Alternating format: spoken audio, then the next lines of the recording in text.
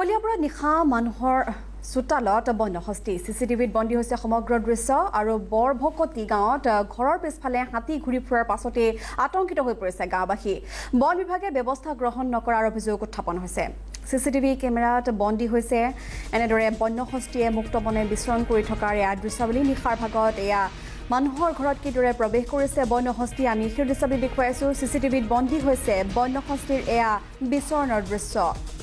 মানুহৰ চোতালত বন্যহস্তি চিচিটিভিত বন্দী হৈছে সমগ্ৰ দৃশ্য বৰভকতি গাঁৱত ঘৰৰ পিছফালে হাতী ঘূৰি ফুৰাৰ পাছতে আতংকিত হৈ পৰিছে গাঁওবাসী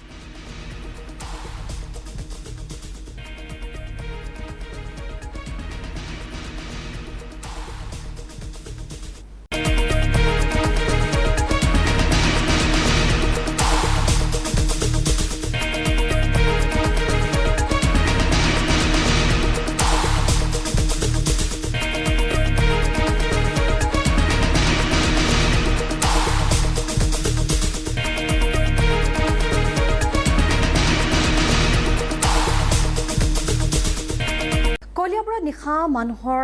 চোতালত বন্যহস্তি চিচিটিভিত বন্দী হৈছে সমগ্ৰ দৃশ্য আৰু বৰভকতি গাঁৱত ঘৰৰ পিছফালে হাতী ঘূৰি ফুৰাৰ পাছতে আতংকিত হৈ পৰিছে গাঁওবাসী বন বিভাগে ব্যৱস্থা গ্ৰহণ নকৰাৰ অভিযোগ উত্থাপন হৈছে চিচিটিভি কেমেৰাত বন্দী হৈছে এনেদৰে বন্যহস্তিয়ে মুক্তমনে বিচৰণ কৰি থকাৰ এয়া দৃশ্যাৱলী নিশাৰ ভাগত এয়া মানুহৰ ঘৰত কিদৰে প্ৰৱেশ কৰিছে বন্যহস্তি আমি সেই দৃশ্যাৱলী দেখুৱাইছো চিচিটিভিত বন্দী হৈছে বন্যহস্তিৰ এয়া বিচৰণৰ দৃশ্য